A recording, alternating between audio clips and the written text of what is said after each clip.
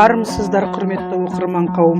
Аудандық орталық кітапхана сіздерге бір ел бір кітап акция аясында Тәкен Әлімқұлов және күй өнері атты әдеби-саз сағатқа арналған бейнеролигін ұсынады. 2025 жылы бір ел бір кітап республикалық акция аясында әдебиетімізде өзіндік қолтаңбаларын қалдырған екі автордың шығармаларын бүкіл ел болып оқитын боламыз.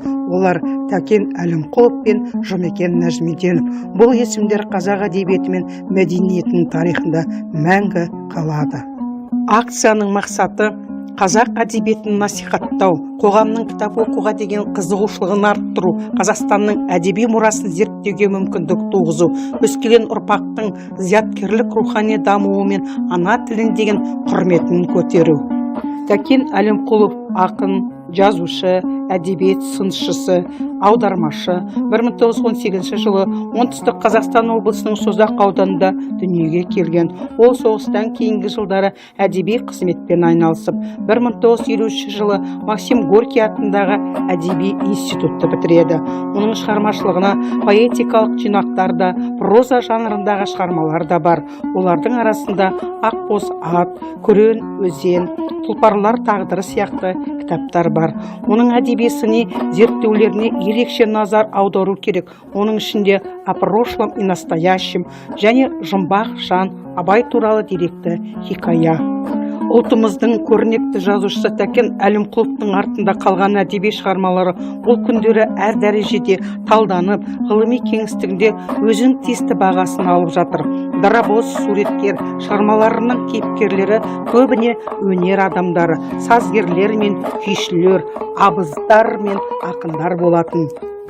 Шындыққа келсек, қазақ жазушылар арасында сан ғасырлар бойы ұлтымызбен бірге жасап келе жатқан керемет өнеріміздің бірі күй туралы толғана. Терең, әсерлі, қалам тербеген суреткерлер шамалы. Солардың бірі һәм бірегейі, жұлдызы, нұрлы жазушы суреткер Тәкен Әлімқұлов десек артық айтқанымыз емес. Сейтек сарын атты кітабында жазушы көптеген өнер адамдары туралы әңгімелер жазады.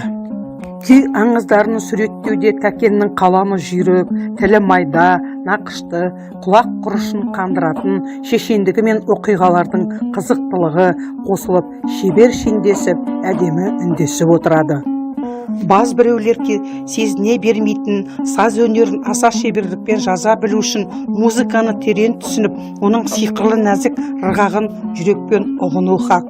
Музыканың құдіреті жайлы толғаныстарды жазушы Тәкен Әлімқұловтың шоқтығы биік, сырлы да кербез шығармалары Сейтек сарыны, Сары жайлау, Кер толғау, Сары сыбызғы, Қаралы қобыз сынды еңбектерінде мол кездеседі. Ұлтымыздың өлмейтін, тозбайтын, атадан балаға мирас болып келе жатқан дәстүрлеріміздің бірі күй өнері жайлы жазушы ретінде терең зерттеп, толғана, тамсана тұшымды дәмді жазған сырбаз суреткер Тәкен Әлімқұловтың шығармалары өзінің мән мағынасы мен құндылығын жоғалтпайтын, қазақтың болмыс бітімін, ұлттық өнері мен мерей мәртебесін даралап, асқақтатып көрсеткен ғажайып туындылар. Ол кісінің әдебиетке келердегі өзіндік ерекшелігін күйді терең түсіне білуінде деуге болады. Өнерлі терең түсінуі оның басқаларға ұқсамайтындай үлкен жазушы етіп қалыптастырды. Тәкеннің «Егер сүгір болмағанда мен жазушы болмас едім» деген сөзі де бар.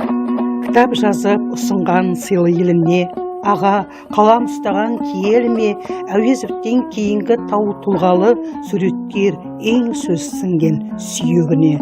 Бір жұлдызды бетке алып тұрған жанып, жол үстінде жетілдің тұлғаланып, Ұлы Абайдың жұмбағын шештің қалай, ешкім шеше алмаған мың толғанып.